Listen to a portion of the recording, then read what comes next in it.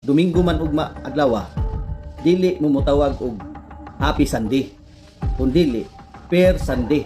Kay mao nay mabasa nato sa Biblia. Atong basahon ang Biblia.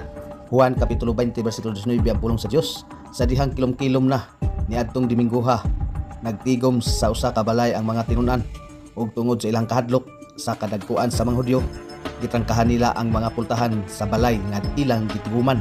Miabot si Jesus og bitingdog didto sa ilang kaliwala. Miingon siya, ang kalinaw manaa kaninyo.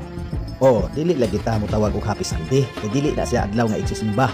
Unya kining argumento ni Alvin Sanchez, also known as Kamatuoran Ibutiag Ministry, wala ni nagkadimao. Nganuman, nagkasumpaki ang iyahang pamahayag ug ang iyang panabot. Mga klaro na ha, nga ang mga apostoles, mga tinun-an ni Ginoong Hesus, human mabanhaw si Ginoong Hesus, Domingo na sila naghimo og pagsimba o panagtigom, balaan nga panagtigom, dili na Sabado. Unya, nahadlok kuno sila sa mga kadagkuan sa mga Parisyo, mga Hudyo. Ang pangutana, Alvin Sanchez o Kamatuoran Ibutiag Ministry, kini bang mga kadagkuan sa mga Parisyo nga mao'y naglotos sa mga tinun-an ni Ginoong Hesus? Tungod kay sila nagsimba na sa unang adlaw sa semana kun Domingo human mabanhaw si Kristo. Unsa may adlaw nga gibantayan niining mga kadagkuan sa mga Parisyo, ining giingon ninyong mga Sabat keeper. Di ba nagbantay man sila og ikapitong adlaw sa semana? Buot ipasabot, baliktad ang imuhang pamahayag og ang imong pagsabot. Kay matod nimo, ang dili mo simba og Sabado patyon sa mga Domingista. Kay pugson kuno aron nga ang mga Sabadista musimba gayud sa Domingo. Pero unsa may gihimo sa mga Sabat keeper, ang mga Domingista man hinuon, mao'y ilang gilakag, mao'y ilang gilutos.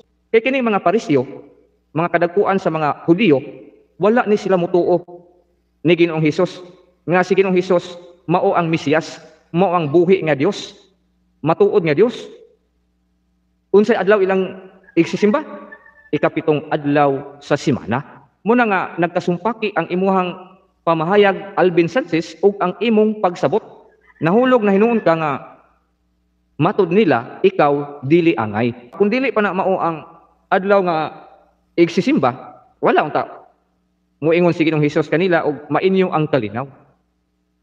Sa pag-ingon ni Ginoong Hesus ngadto sa iyang mga tinun-an sa dihang naghimo og panagtigom, mainyo ang kalinaw, buot ipasabot gipanalanginan ni Ginoong Hesus ang iyang mga tinun-an nga naghimo og balaan nga panagtigom.